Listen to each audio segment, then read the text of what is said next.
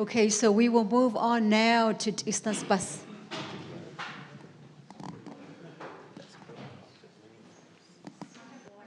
Go ahead.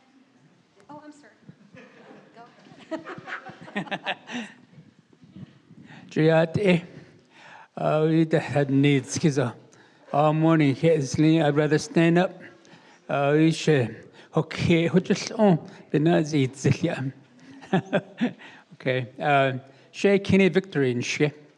I don't schlido Tobajin on Pashin Nashin Schlim, Mr. Patero. I don't Tobajin Aj in little knock. Hatne Crown Point though yet East Ozdo. Aro nakadene da shiche. Aro belgana da shinale. So aro what end to the chini. Shije da inessa. So shak epid needle stone. Aro le distance pasto. Tatnas nele lunge shikoti neo. Aro le distance paski has a question. Don't lay lagan you tahout sodo.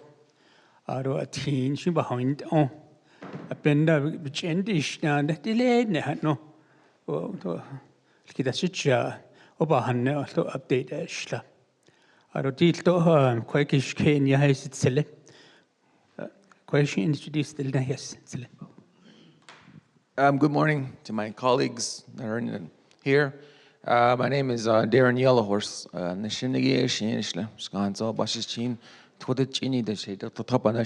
I'm the chapter secretary treasurer, and on behalf of the vice president, who's on her way possibly, thank you for having us. Thank you.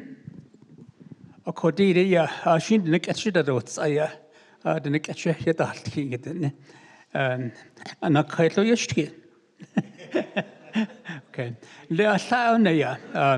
That's Route 56, 5060.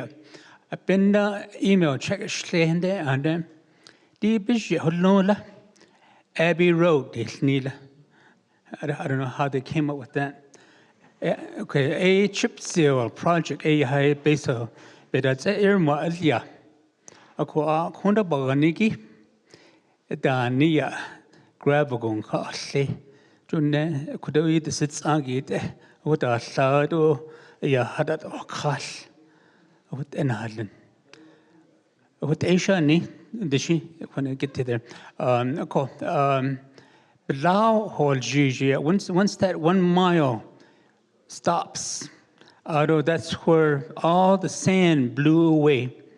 Nothing but rock now. I guess every road out here. Okay, and then they need to improve it all the way to the Arizona-Utah state line. You would go Navajo, San Juan County, and I think that needs to be assessed for maybe gravel improvement. Okay, it is in about the $100. Did you need it? I don't Navajo route 5034, and it's a teeny. I think we need a. Oh, by a teal, yeah, didn't get a heel carter, be a Patrick County in that. They had look under set out there, somewhere, midpoint. A bulldozer that's a days, Patrick County. Although what delayed those woodpeckers, pneumatic, whatever they're going to crack it in half and crack it into 100 pieces. Okay, that's what they're going to do. They would have rolled it down, yeah, but there was some environmental concerns. Okay, so that's not going to, they're going to do that. So after that, they're going to grade it up. So the question is, well, who will be taking care of it afterwards? Let's see, people move up there. And then Navajo Route 5059, boarding school, teeny right across. That one, I think there's a couple of culverts that need to be replaced. Okay, that needs to be happening. Once they grades and it hardens up, I don't know. I don't know what kind of soil that is. So I'm not sure what needs to happen there. Needs to be assessed. I mentioned chip seal, but I didn't know it was that expensive. Maybe we can go with gravel. But I'll leave it up to you. What do you think is best? And then 5111, that's a new one. That kind of is route about milepost 468 on 160, goes south up towards the mountain. That road hasn't been maintained for the longest. And then 5032, I believe that's the one that goes up to the we call it skinny water too. That one needs to be maintained. Okay, and I'm not sure about the washes. I think there's a couple of them. Although I think she allow for these roads until we do have more travelers on it. So that's about. I think most of them probably would need gravel, and I think that's probably going to be the. Where do we find gravel? Wow, this so happens on 5032. We're going to be selling gravel by the handful. Okay, and we're going to have a meeting here at 4 o'clock. Attend that. Okay, and then I think former county roads. I just don't get it. BIA would be graveling and would be grading one. But whoever came up with that strategy, I don't know. It's just like checkerboard. This one machine can do the whole work in one day, and I don't know what's going on with that. And then, triple four. What's that? Was it? The are blown out tires. And they always come back to not NDOT, not BIA, not San Juan County. It's me. That's who they pick on. All hours of the night, I get calls. Quite. So I think we need to strategize on how we're going to fix these kind of roads. The wind blew off the main ingredient of the gravel. And then when people go whoosh, the rocks start going this way, that way, which leaves nothing but the Roman age foundation, which are big rocks, yeah. I think going east on 5060 is the same way. We need to do something about thinking about it. Out of 45, 57, that is no man's land. Nobody's maintaining that. County won't touch it, NDOT won't touch it, BIA won't touch it. And then 4072, Secretary up on Yellow Mesa, I don't know what happened, but when it rains, it could slide down. He actually could slide down. And they need to come down for whatever reason they got to do.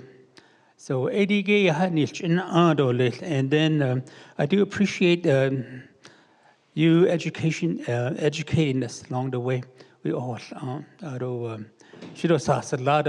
then here I am doing the reports, but that's okay. And I think the other one is I'm glad there is a website so we can and then the how much it costs. I learned that this morning. I know you do need our pull if it comes down to RDCs and say, hey, basically they need kid. Okay, so I think at the local level we can help each other. Do you have anything to add? I'll try to stay within the 5 minutes, but thank you, Mr. President, and Director Patero and your panel. I think I'm afraid to actually add more to your list because it seems that you guys are overworking yourselves on existing projects that may never come to an end. But I think my understanding of this is just that you guys are just updating us on existing projects that may or may not be completed in a timely frame. For me, I only have 6 months in my term. Hopefully the next set of individuals that come in will actually have a better outcome of this whole thing in terms of those routes. 5060, 5034, 5059, 5051, those 5032, under that 15-mile regional agreement. I think that they've been lacking for the last 8 years that I've been in office in terms of us requesting constantly, in terms of roads turning into canyons or roads going higher than it's supposed to be. For 5060, it's mainly because it's a main road in terms of people using from Red Mesa into Tec Nos Pos. It's a bus route as well. But majority of all the roads that we have are bus routes, school bus routes. And we're the one that get blamed for it for lack of maintenance. So in terms of being maintained would be prior of that safety for the students, I guess, or for the students. And then secondary to families and residentials. And off of those routes to residential roads, they need to be improved too, but that's probably a second subject. But it's also needed and needs to be attention to. That 5034, and I believe the number might be 5035, but that's up to the Carrizo Mountain, that are all our constituents use in terms of sheep camp and everything. And I'm hoping that that would be really addressed in terms of maintenance all the way up to the top. So that was one of my concerns. But my question too is, what's the lifespan of your projects? What's the term of you guys completing a project in terms of funding? Because it's all we're talking about is funding. Where is that actually going to be an understanding that there's going to be one that's from A to B in terms of completion within all our communities? Because it seems like when we get to a project, it's lacking the funding in terms of you're putting more work on yourself if you know that's not going to actually happen. It's my understanding right there. So for that reason is that I'm hoping all of this is going to be addressed in terms of what you can handle, what you guys can handle as NDOT. My former colleague is in the room here, Ms. Warner. I work for Apache County in terms of understanding where those roads need to be maintained, and Apache County is looked at as a main source as in terms of courtesy services.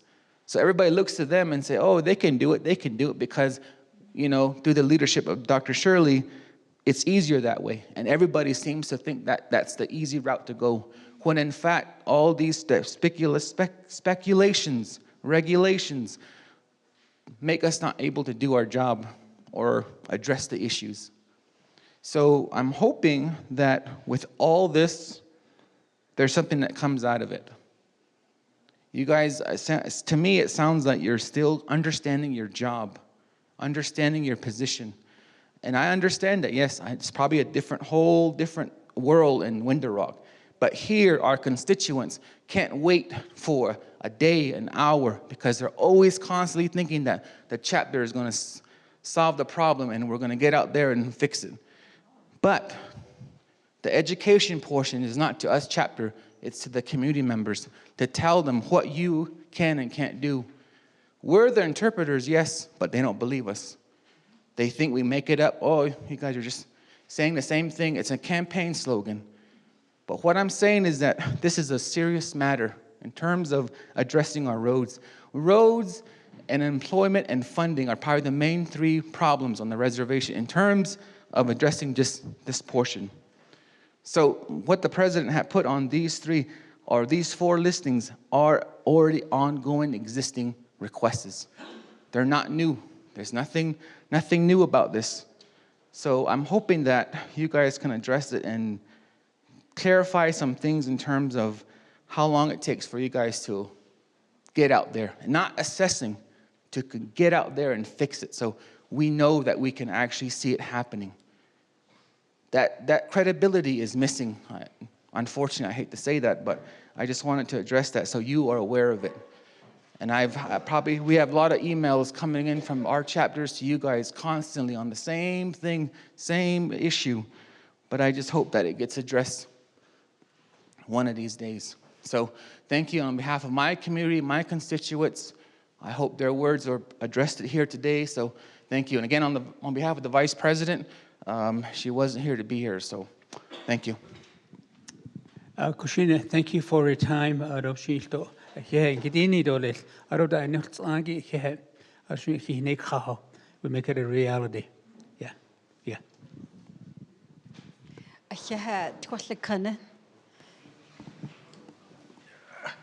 Good afternoon, Nana Kehat.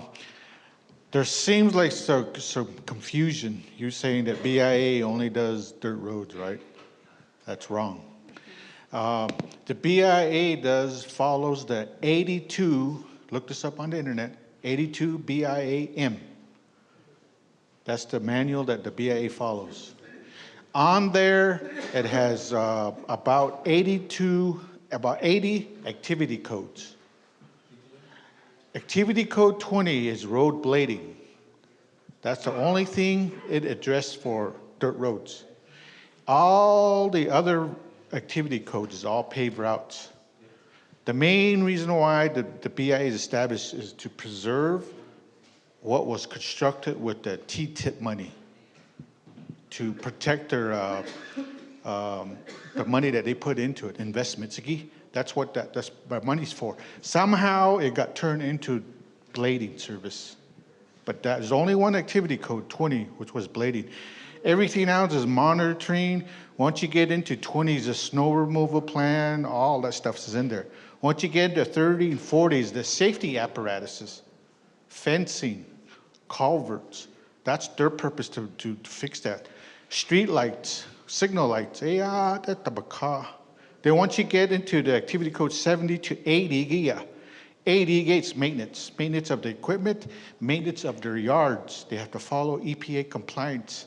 They have the spill prevention plans, they have to put all that established. So if they have 4 yards, they're spending a lot of money on that. In 91, when I started with the BIA, the TPA funds that was allocated for road maintenance was $6.2 million. When I left 2018, guess where it's at? Still at 6,000, 2 million. That never moved up. There's 15 programs under the Tribal Priority Allocation, TPA. Schools, law enforcement, they're all above with natural resource. Road maintenance is at the bottom.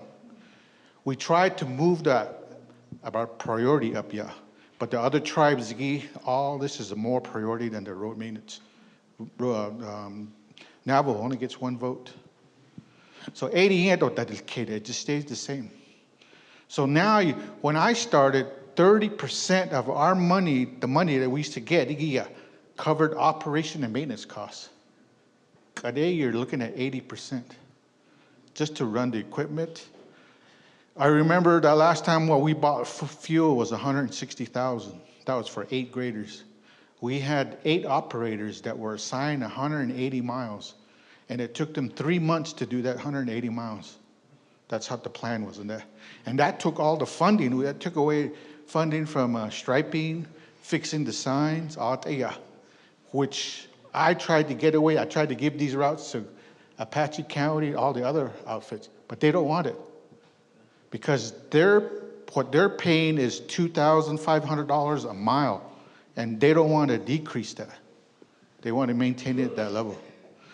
Now, on the construction money, the TPA, the first bill that came out for Navajo Nation or for reservation roads was in the 90s. It was called ICE-T. $270 million came out for that, for all the tribes. Navajo Nation used to get 33% of that. 72 million at that time. There was less than $1 million to construct a road. I remember we did 3 projects. All of them were around $6 million. They were all 10 miles. We can't do that. A lot of those roads that were built with that money is past their design life.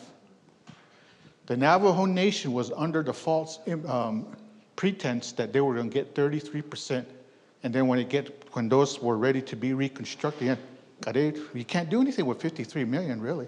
1 or 2 projects. The Navajo Nation doesn't fit in the tribal road system anymore. We should be funded like a state. That's where our leaders need to start pushing that with Congress and saying, hey, we don't fit in that category anymore. We're competing with zip lines, ghost roads, those ice roads, and all this other stuff. We won't belong in that. We're a legit inventory that's as big as the state of Texas. That's on that side. That's where we need to start pushing all the stuff to move over to. We need to build other road facilities throughout the Navajo Nation, just like the states are. We're just centralized right now. It takes us a lot of time just to get out elsewhere. Need to establish out there. We need to set the foundation, the base of everything to get to a state level. That's what you guys are complaining about. Then we don't see any service. Then we're centralized. We need to establish places out here. We need more engineers, more planners. Back when we had road committee meetings, this type of meeting was done every month.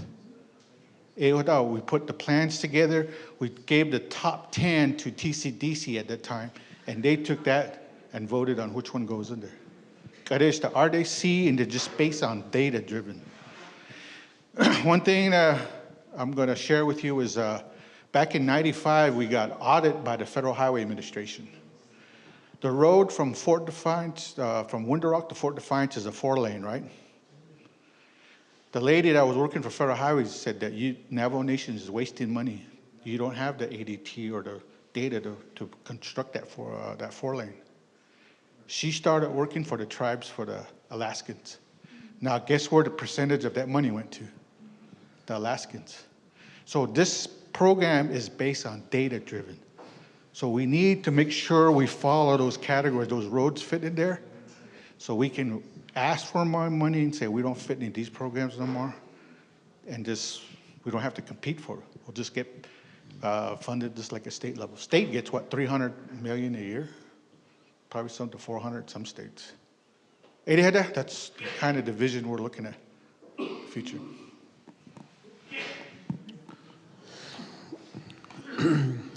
One of the things, I'm trying to answer Mr. Yellow Horse's question. In all honesty, we're at a reset point. There was lack of staff, now we are getting staff. There was lack of policies and procedures, so we're trying to set those ones up so that we have something to follow. So in essence, we are resetting everything that we have done up to this point. We've been going through the motions of existing. I think it's kind of like at certain chapters when you come in, you wonder what people did before you came into those positions. You know, we're one government. The issues that you have, we also have that. But it comes down to getting the right people in, and that's one of the things that I've strived for, to put people in these positions that can make these kind of decisions. I think one of the things that's really hard with the tribe when you hire people is they want to run everything by their boss. You know, for me, I try to empower my people. You make the decision, that's your department. That's why we didn't hire for positions until the managers were hired.